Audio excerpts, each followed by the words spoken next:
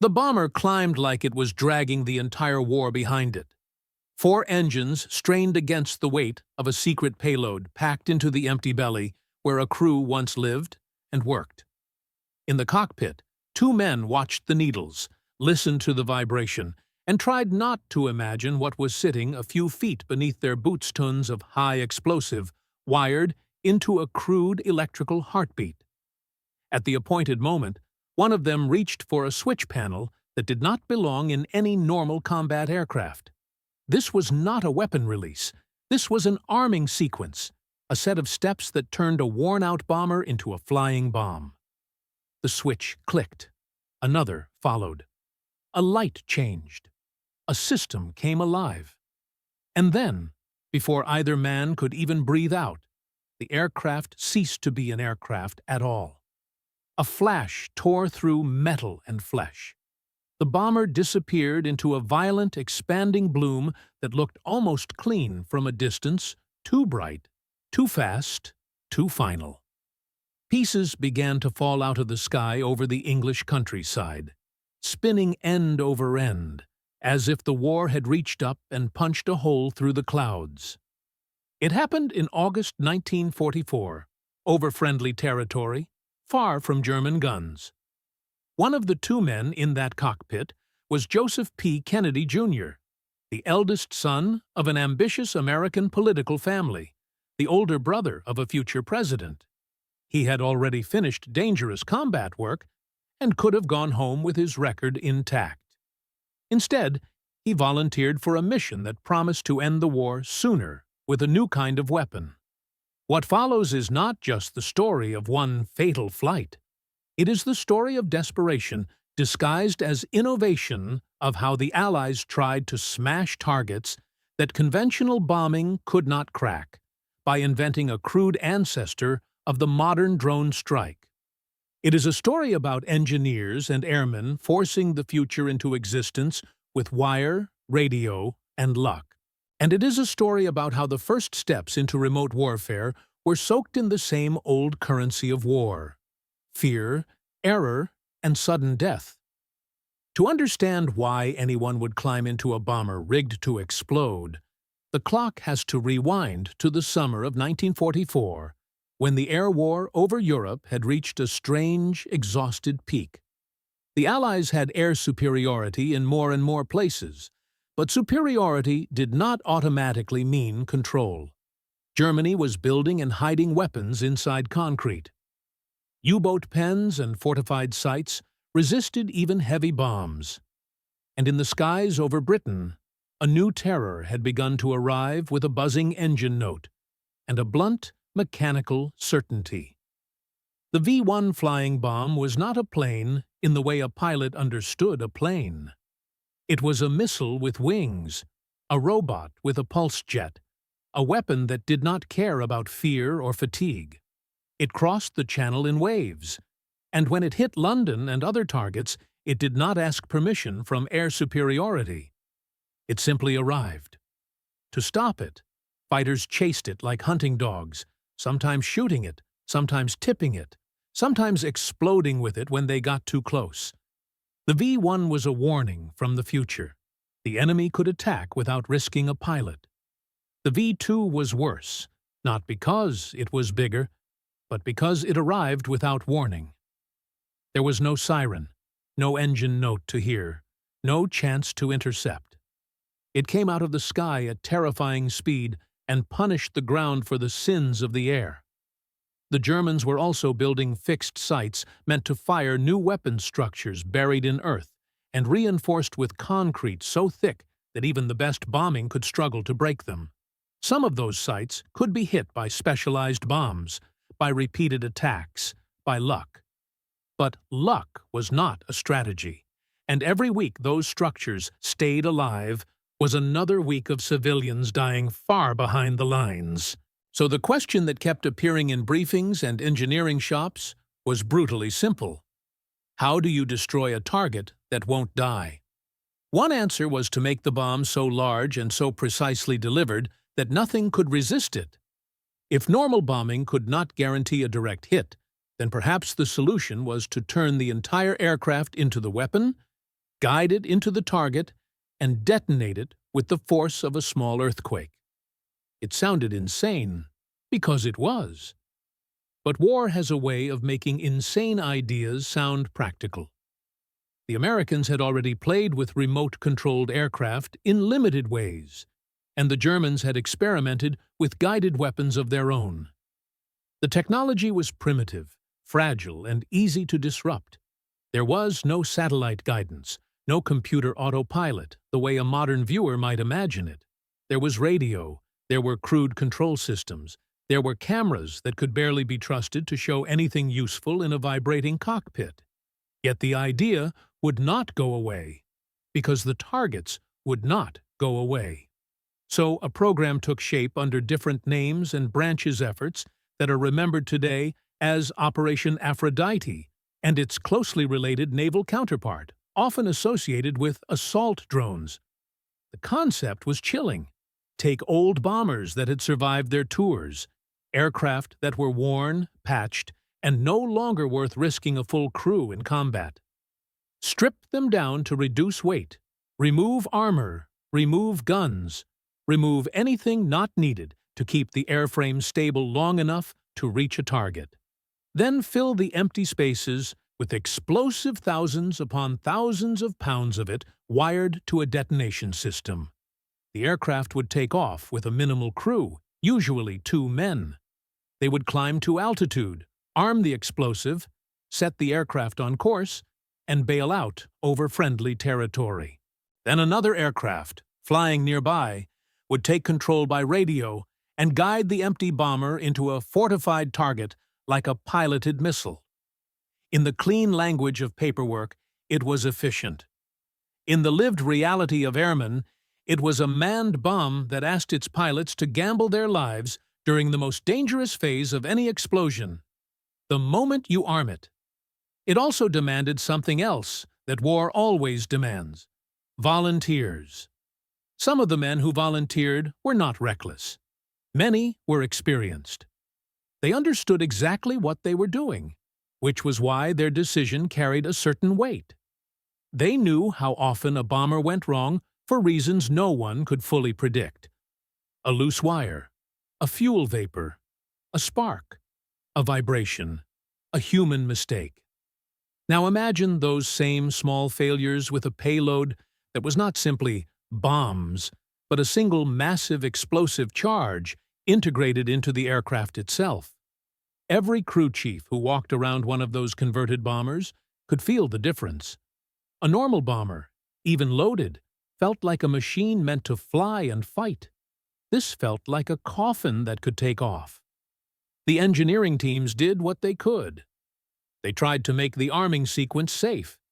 They tried to ensure the explosive would not detonate until the pilots were clear. They tried to build control systems that would hold. But there were limits to what could be made safe when the technology itself was experimental, assembled under urgency, and pushed into operational use before it had earned trust.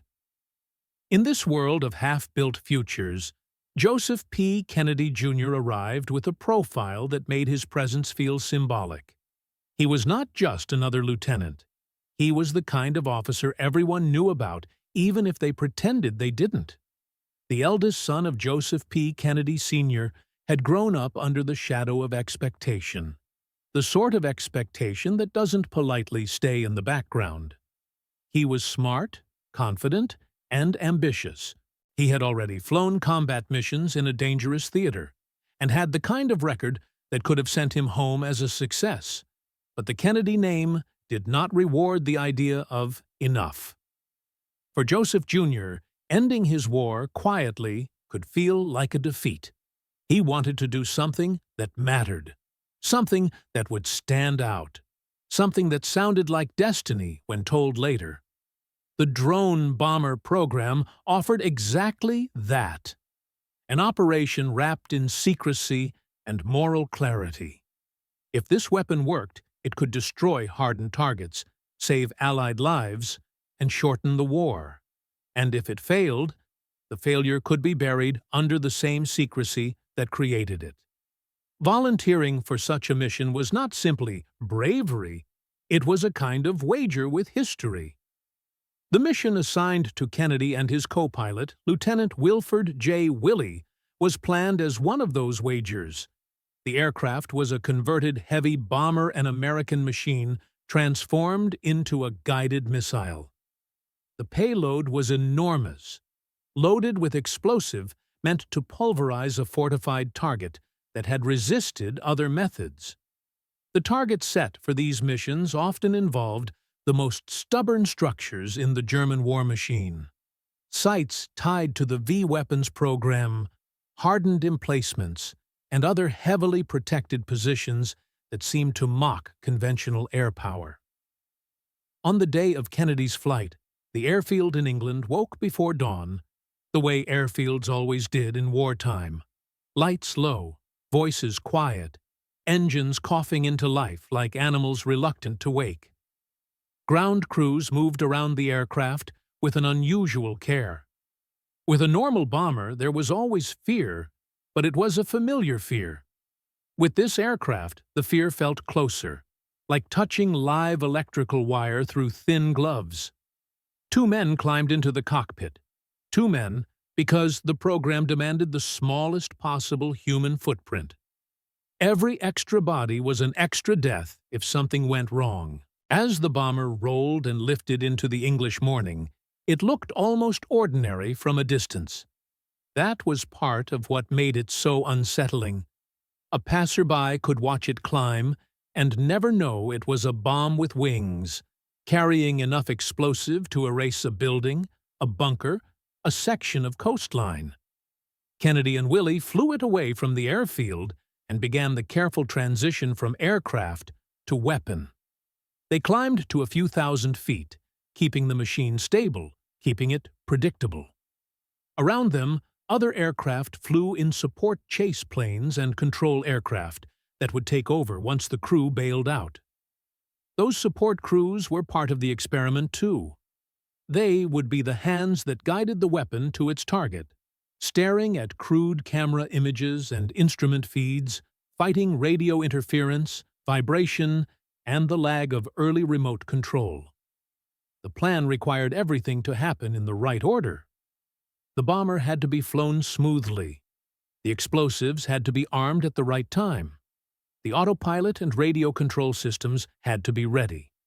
The bailout had to be clean. And the remote control aircraft had to assume command without delay.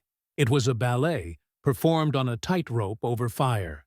Then came the moment that every volunteer dreaded the arming procedure. Somewhere over eastern England, Kennedy and Willey began the sequence. Switches moved, systems powered. The explosive charge, until now inert and merely heavy, became live. It was the last step they had to complete before leaving the aircraft. And it was the step that killed them. The bomber exploded in midair with a violence that erased the distinction between machine and payload.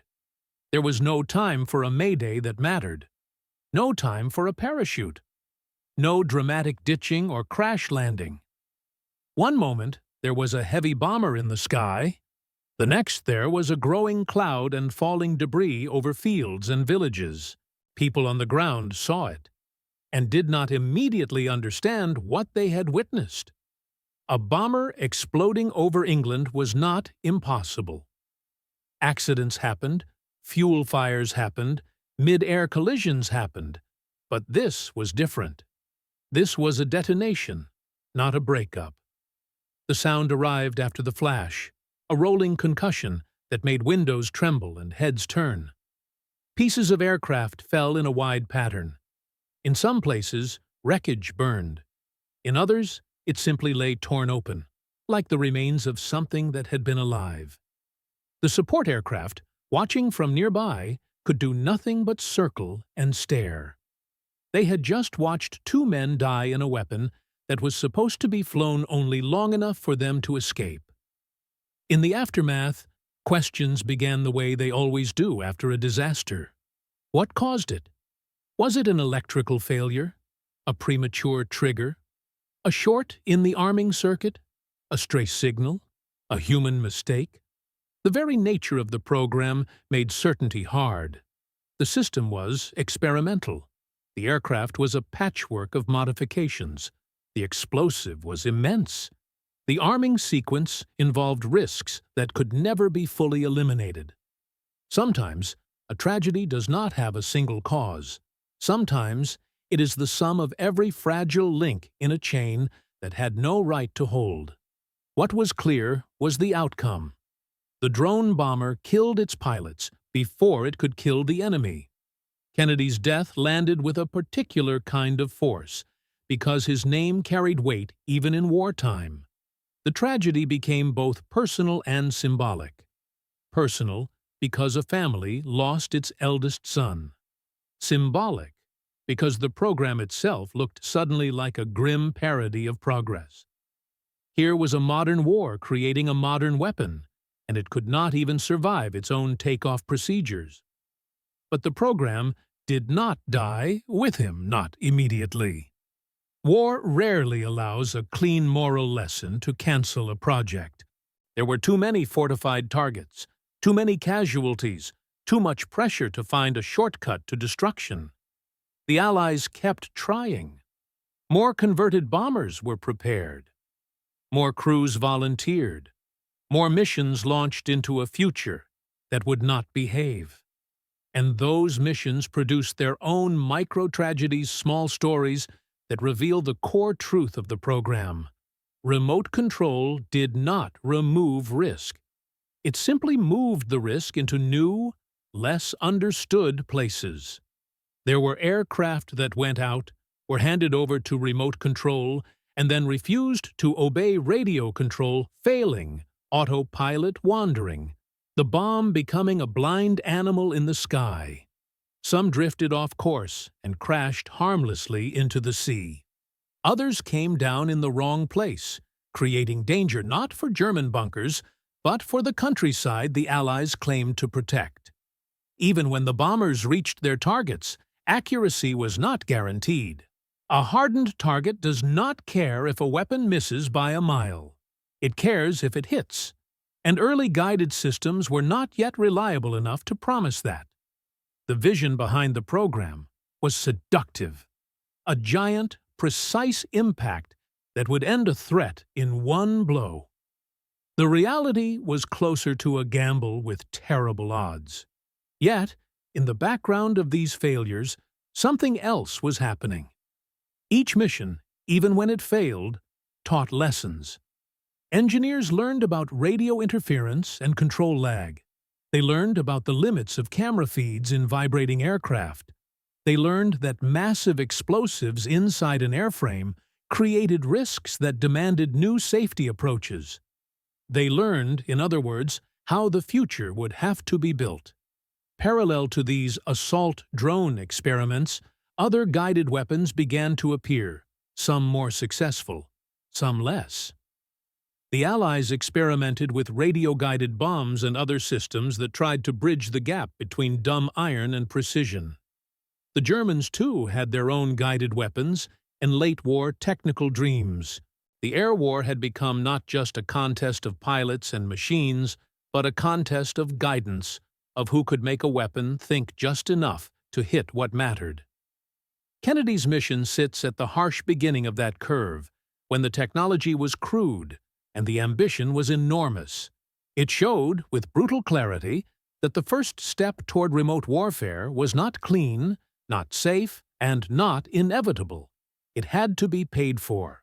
And paid for it was not just with Joseph P. Kennedy Jr.'s life, but with the lives and nerves of crews who volunteered for missions that asked them to fly a bomb long enough to escape it. There is a temptation to treat stories like this as prequels to a cleaner, modern world. To imagine that the drone bomber was simply an early version of the precision weapons that would later dominate war. But in 1944, nothing about it felt clean. It was a desperate solution to a desperate problem, assembled in hangars and workshops under the pressure of time. The men who flew those aircraft did not feel like they were living in the future. They felt like they were gambling with a monster they had built themselves. The program's supporters could argue that it was necessary, that the hardened targets demanded something beyond conventional bombing, that the V-weapons demanded extreme measures, that the war demanded risks. And perhaps they were right in principle. But the program's reality made a different point. Innovation does not automatically equal control. Sometimes it simply creates a new way to die. Joseph P. Kennedy Jr. took off that morning believing he would be the last human in his aircraft. He expected to arm the weapon, set it on course, and leave it behind like a terrible gift for the enemy. He expected, in other words, to survive the most dangerous part. He thought it would be over. He was wrong. In the years after the war, the world moved toward guidance with a steadier hand. Rockets, missiles, and remote systems became more reliable. The dream that had been forced into existence by projects like Aphrodite and Anvil did not vanish, it matured. But the early experiments were never erased. They remained as a reminder that the future was not born in a laboratory alone.